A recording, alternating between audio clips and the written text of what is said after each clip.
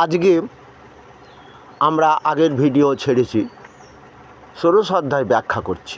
কারণ ষোড়শ অধ্যায় ব্যাখ্যা করছি, এই যে আমরা ভগবানকে দোষ দিই, চোর ছাঁচো সব নাকি ভগবান তৈরি করে। বলো চোখ, কোনো বাবা মা কি তার সন্তানকে চোর ছাঁচো তৈরি করতে পারে? তাহলে এই যে ভাগবত, গীতা, বেদ, পুরাণ, শাস্ত্র আগে পাঠ হতো আদর্শ দেহ তৈরি করার জন্য, আমরা জানি এটা। তা বেদ পুরাণ আমরা এখন পাঠ করবো কী করে? তখন আয়ু ছিল লক্ষ লক্ষ বছর। এখন তাই জন্য আমাদের 4টে বেদ, 18টা পুরাণের সার অংশ গীতা, যেটা আদর্শ দেহ তৈরি করবার একটা শ্রেষ্ঠ গ্রন্থ, এটা আমরা জানি। সারা বিশ্ব আজকে গীতা পড়ছে আমাদের। সেই কৃষ্ণ ভারতবর্ষে জন্মগ্রহণ করেছে, আজ আমার মরা বাড়িতে গীতা পাঠ হয়। মরা লোকটাকে নাকি গীতা শুনিয়ে তাকে পাপমুক্ত করে স্বর্গলাভের করে, এটাই প্রথা ছিল। কিন্তু সে প্রথাটা যে কত মিথ্যা, এটা কি জানো তোমরা? অর্জুন, মৃত্যু সর্বহারস্য অহমুদ্ভবস্য ভবিষ্যতাম।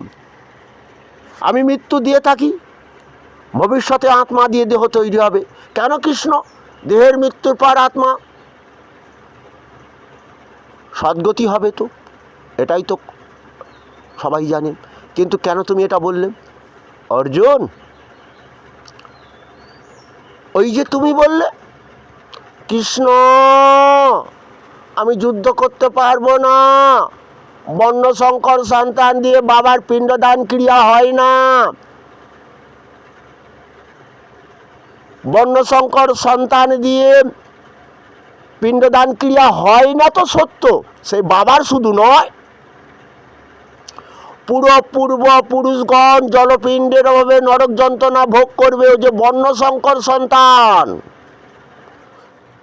তর্পণ ক্রিয়া বন্ধ হয়ে যাবে কৃষ্ণ। তাহলে কি করব আমি? কেন? আমি যে বললাম ঊর্ধ্বং গচ্ছতি সত্যস্তাপ, এটাও তো বলেছি, দেহ দিয়ে সৎকর্ম করো, আদর্শ দেহ তৈরি করো, তাহলে সেই দেহের মৃত্যুর পর আত্মা সদ্গতি হয়ে যাবে।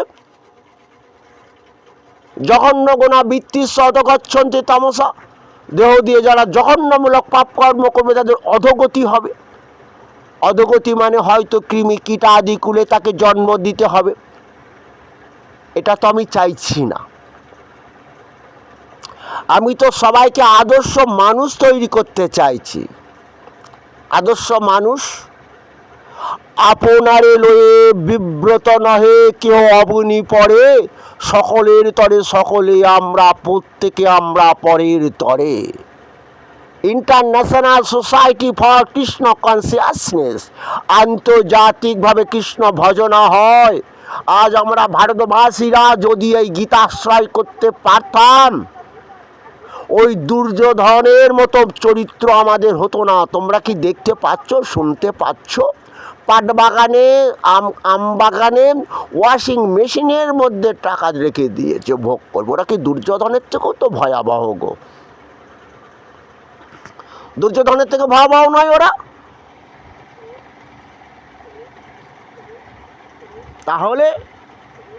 তাহলে তোমরা ভগবানকে গালাগাল দেয়। এই যে তাপমাত্রা বাড়ছে, বৃষ্টি নেই, গরম, মানুষ কষ্ট পাচ্ছে, ভগবানকে গালাগাল দেয়। এই যে ধান কাটার সময় বৃষ্টি হলো, হ্যাঁ, কেউ বলে ধান নাকি আকর্ষণ করে বৃষ্টি। কত কি শুনবো রে ভাই, কিছু বলতে পারি না। কিন্তু তবু মুসলমানদের বলে সবই আল্লাহর ইচ্ছা, আল্লাহ মেঘ দে, পানি দে, ছায়া দে রে কি। তারা কিছুটা এই 5 ওয়াক্ত আল্লাহ মালিকের নাম করে করে না দেহটা কিছুটা পবিত্র করে ফেলে। তবুও তারা আল্লাহ মালিককে মানে। কিন্তু আমাদের সনাতন ধর্ম, ওরাও সনাতন ধর্ম, যদি বলবে কেন বলো দেখি, কেন এই কথা বললাম? আর্য, আমরা এশিয়া মহাদেশ থেকে এসেছিলাম, সিন্ধু নদীর তীরে বাস করতে করতে আমরা অনার্য, আমরা বেদ পুরাণ শাস্ত্র পাঠ করতাম। তাহলে একজন এখানে যে মুসলমান, তাহলে সে কি করেছে? সেও সেই আর্যদের সঙ্গে থেকেছে, তারাও সেই আর্য, যেটা বলি আমরা সনাতন ধর্মের লোক। কেন এ কথা বললে? এই ভারতবর্ষে চেঙ্গিস খাঁ এলেন তো তার ধর্ম প্রচার করবে। মুসলিম ধর্ম যেমন খ্রিস্টান এলেন, এখনও পর্যন্ত তাদের খ্রিস্টান ধর্ম আমাদের মধ্যে দেবে প্রচার, আমাদের ধর্ম। কিন্তু আমার সনাতন ধর্ম কিন্তু কাউকে ডাকে না আমার ধর্ম গ্রহণ করো। ওরা উপজেই চলে আসছে সারা ওয়ার্ল্ড থেকে, 124টা কত দেশ আমাদের ভারতবর্ষে এসে গলায় তুলসীর মালা পরে আমাদের কৃষ্ণ মন্দির করছে। তাদের দেশেও সেই বৃন্দাবন তৈরি করছে। খুব একটা আশ্চর্য কথা না? কেন? সনাতন ধর্ম কাউকে নিপীড়ন করে না, কারোর ওপর অত্যাচার করে না। যেটা করেছিল চেঙ্গিস খাঁ, যেটা করেছিল ঔরঙ্গজেব, দারুল ইসলাম বানাবে এই ভারতবর্ষটাকে। হরে কৃষ্ণ। কিন্তু না, হয়নি। তার আশা সম্পূর্ণ হয়েছে। আজকে তাদের জ্বালা যন্ত্রণা ভোগ করতে হচ্ছে। যেমন দেখবে মুসলমান ভাইদের টাইটেল আছে মণ্ডল রায়চৌধুরী। এখন মুসলমান ভাইরা হিন্দুদের সনাতন ধর্মের লোকের মায়েদের নাম দেয় জ্যোৎস্না বিবি। দেখলাম যিনি আমাদের মুখ্যমন্ত্রীকে অপমান করেছে, শুনলাম করবে। এটা কেন হবে আরও অনেক কিছুই হবে, তাতে দুঃখ নেই। এই ভারতবর্ষে এসেছে সাম্রাজ্যবাদী লোভী, এসেছে কারা? এসেছে পাঠান, মোগল, এসেছে খ্রিস্টান। কোথায় গেল? রথের চাকা উড়িয়েছে ধূলিজাল এই ভারতবর্ষে। কিন্তু সনাতন ধর্ম টিকে আছে কেন? শাশ্বত ব্রহ্মণহি প্রতিষ্ঠা মৃত স্বময়স্য চ শাশ্বতস্য ধর্মস্য সুখসৈকান্তিকস্য চ। আমি ব্রহ্মের প্রতিষ্ঠিতা শাশ্বত সনাতন ধর্মের সৃষ্টিকর্তা। যে ধর্মটাকে আশ্রয় করলে পরম সুখ হবে, শান্তি হবে। অর্জুন মরার পরও পরম গতি লাভ হবে। মরার পর গতি জানো? বোঝো না? কি গো? পড়িলে নামাজ খোদা পাবে, ছাইলে নামাজ দোজকে যাবে। আল্লাহ মালিকের 5 ওয়াক্ত নাম করে দেহ পবিত্র করছে। কাম ক্রোধ লোভকে যারা জয় করছে তাদের দেহের মৃত্যুর পর আত্মা বেশ লাভ করবে। আর যারা কোরআন মারে না, কোরআনের সৃষ্টিকর্তা, কোরআনের বাণী হজরত মুহাম্মদকে মানে না, তাদের দোজে, ওই দেহের মৃত্যুর পর দোজে মানে নরকে যাবে। তোমরা ভাববে তাকে তো কবরও দেওয়া হলো, তাকে তো কোরআন শোনানো হলো, ওটা কোনো কাজ হয় না।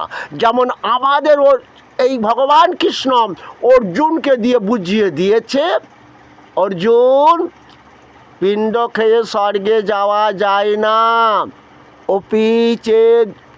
অপি চেদসি পাপে ভ সর্বে ভ পাপকৃতম সর্বং জ্ঞান প্রলোভেন ইবা বৃজিনং সন্তরসি। যদি তোমরা অধিক পাপাকারী হও, আমার গীতামৃত পান করো, গীতা জ্ঞান লাভ করে দেহ পবিত্র করো, আদর্শ দেহ তৈরি করো। মুসলমান ভাইদেরও কোরআন পাঠ করে কোরআনের বাণী মেনে চলতে হবে। তাদের দেহের মৃত্যুর পর আত্মা বেহেশত থাকবে। তবে তোমরা বুঝতে পারো না, তাহলে কে ওই অন্ধ খঞ্জ হয়ে জন্মালো বাচ্চাটা? নিশ্চয়ই কোনো দেহ দিয়ে পাপ করেছিল। ওই যে বলল পড়লে নামাজ খোদা পাবে, ছাইলে নামাজ দোজকে যাবে। তাদের আত্মা ওই দোজকে নরকে ছিল। আবার আল্লাহ মালিক তাকে সৃষ্টি যখন করলো, আল্লাহ মালিক তাকে ভালো করতে চেয়েছিল, তার কর্মের ফল তাকে ভোগ করতে হলো। তাই তাকে অন্ধ খঞ্জ করে ভগবান পাঠাচ্ছে না। ওই যে আমার ভগবান বললেন, অর্জুন আসুরিং জনিমা পন্না মোরা জন্মনি মাম প্রাপ্য ইবকন্ত তত জানতি অধমাঙ্গতি। অসুর জনিতে যাদের জন্ম, সেই নরে মধম আমাকে ভজে না, আমাকে মানে না, অবজ্ঞা করে। তাই আমি ঈশ্বর ইচ্ছামতো ভোগ করব। আমার সৃষ্টিকে ধ্বংস করতে চাইছে। আমার সৃষ্টি, আমার এই বিশ্ব সংসার আমি সৃষ্টি করেছি, পালন করব। তাহলে তাদের কি করব?